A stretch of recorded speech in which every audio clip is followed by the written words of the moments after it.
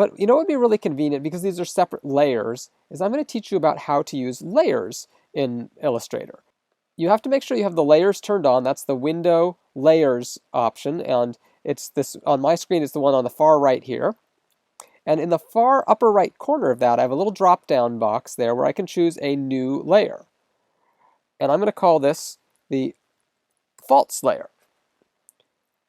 And what I'm going to do is I'm going to click with my black selection tool on the false layer that I placed. It turns out I placed it into layer 1. And you can tell that because there's a little blue square here in the layer 1. But if I click on that and drag it up to the false layer, you can see that it turns into a red square.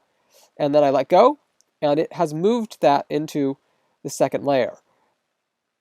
What's really cool about layers is you can turn them on and off. Like I can turn off the false layer or turn it back on, or I can turn off the background and turn it back on. Why don't we go ahead and rename that by double-clicking on layer 1 and type background.